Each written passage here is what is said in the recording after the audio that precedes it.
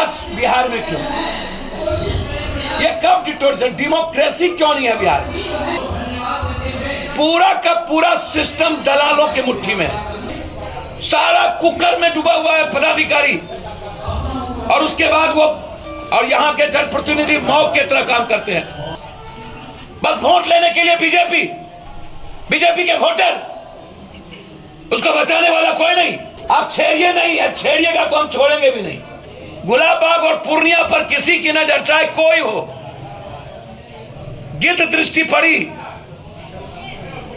तो हम आर पार युद्ध के लिए तैयार हो। हथियारों का, जब खेतिहर किसान का और सीमांत किसान का जब अनाज दलाल लोग गांव घर में बड़े बड़े व्यापारी खरीद लेते हैं, तब सरकार टैक्स को पैसे देती है। व्यवस्था नहीं होता है कि वह 1 महीना 2 महीना 3 महीना सस्टेन कर पाए, जिसका नतीजा होता है कि वो कल के दिन और भी हमें कम पैसा ना मिले, बिचौलिया हमारे चीजों। हम मांग करते हैं, यदि किसानों को आप जिंदा रखना चाहते हैं तो सिर्फ ऊपर से नहीं, आप किसान को खेती को उद्योग का दर्जा दे दीजिए। लगातार इस बिहार में बिना नोटिस के, बिना चीजों के दलाल लोग लगे। कभी गुलाबबाग खत्म कर दो, कभी कहीं खत्म कर दो, कभी। ये इंस्पेक्टर राज बिहार में क्यों? ये कब डिक्टेटरशिप, डेमोक्रेसी क्यों नहीं है बिहार में? हम चुनाव प्रक्रिया से जाते हैं ना, लोकतंत्र को कौन चलाएगा? पीएम, सीएम या कलेक्टर या पदाधिकारी, दरोगा? पूरा का पूरा सिस्टम दलालों की मुट्ठी में है। किसका घर टूटना है, किसको नोटिस नहीं मिलना है, किसका दुमाला बचना है, किसका झोपड़ी उजड़ देना है। बिना नोटिस के आप कैसे गुलाबबाग और जीरोमाल और सबको आप उजाड़ रहे थे? मुखिया कानून है क्या? हमने बात किया रेवेन्यू मिनिस्टर से, हमने कहा आखिर क्यों हाई कोर्ट के आदेश के बाद आप हाई कोर्ट का आदेश देखने को तैयार नहीं? बस सील लगा, उठाओ, गए हिटलर के तरह खड़े हुए। सारा कुकर में डूबा हुआ है पदाधिकारी, और उसके बाद वो और यहाँ के जनप्रतिनिधि मौत की तरह काम करते हैं।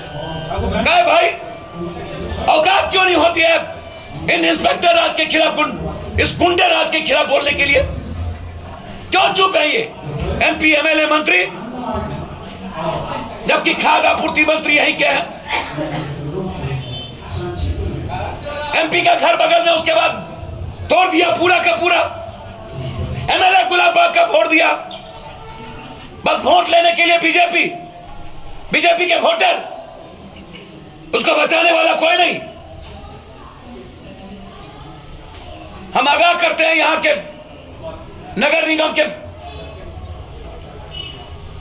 जो भर के तोपखान बने हुए हैं। हम नीतीश जी, नरेंद्र मोदी, लालू जी नहीं है। आप संविधान और कानून के दायरे में काम करिए, आप हिटलर के तरह काम नहीं करिए। आप छेड़िए नहीं है, छेड़िएगा तो हम छोड़ेंगे भी नहीं।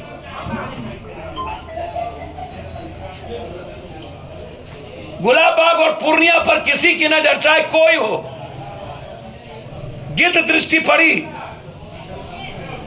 तो हम आर पार युद्ध के लिए तैयार हो। और धर्म युद्ध में पप्पू यादव कभी चिंता नहीं करता। हम मरेंगे या रहेंगे, इंसान के बचाने में हमारी कोई कीमत नहीं है।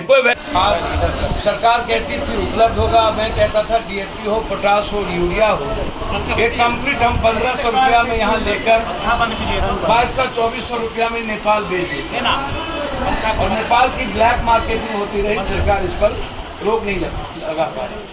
अभी भी सरकार ने धान खरीदने का टारगेट फिक्स किया। पहले तो सरकार को नीलर का जो 30% कटौती है, उस 30% पर सरकार को रोक लगाना होगा। दूसरी चीज, जब बटेदारों का, जब खेतिहर किसान का और सीमांत किसान का जब अनाज दलाल लोग गांव घर में बड़े बड़े व्यापारी खरीद लेते हैं, तब सरकार टैक्स को पैसे देती है। तो जो बटेदार हैं, सीमांत किसान है, खेतिहर किसान है, उनको तो सरकार का मुनाफा मिला नहीं। वो तो वैसे भी मारे जाते हैं। कभी भी यदि तूफान आया, बाढ़ आया, सुखाड़ हो गई, खाद के चलते, बीज के चलते, तो उसका यदि सरकार कभी किसी को पैसे भी देती है तो वो जाता है खेत वाले को, बटेदार को तो जाता नहीं है। तो हमेशा बटेदार खेतिहर किसान मरता है। सरकार को चाहिए कि खेत में ही कटौती के वक्त किस तरह सरकार अपने एजेंसीज को, खासतौर पर कोऑपरेटिव को, सरकार को रिफॉर्म करना चाहिए। सरकार को किसान को लेकर के जो चीज करने की आवश्यकता है, जैसे जो सबसे पहले सरकार ने जो मंडी सिस्टम खत्म किया था बिहार में, मैं मंडी सिस्टम को लागू करने के साथ साथ हर ब्लॉक में 2 बड़ा, जहां ब्लॉक के लगभग सीमांत किसान, लघु किसान, बटेदारों का अनाज, चाहे वो मक्का हो, चाहे वो जूट हो, चाहे वो मखान हो, चाहे धान हो, जो भी चीजें किसान पैदा करती है वो अपने फसल को कहीं रख पाए। व्यवस्था नहीं होता है कि वह 1 महीना, 2 महीना, 3 महीना सस्टेन कर पाए, जिसका नतीजा होता है कि वो कल के दिन और भी हमें कम पैसा ना मिले, बिचौलिया हमारे चीजों को जल्दी खरीद लेता है। तो सरकार को चाहिए, मंडी सिस्टम बहुत इंपॉर्टेंट है।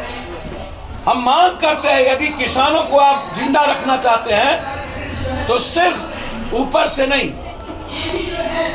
आप किसान को खेती को उद्योग का दर्जा दे दीजिए, मंडी सिस्टम ले आइए, किसान को दाम लगाने की कीमत आप दे दीजिए कि जितनी लागत उसका 10% आप किसान तय कर ले, और बाजार को आप बाजार में मत दीजिए, बाजार सिस्टम को खत्म कर दीजिए। सरकार अनाज खरीदे और सरकार बाजार में बेचे,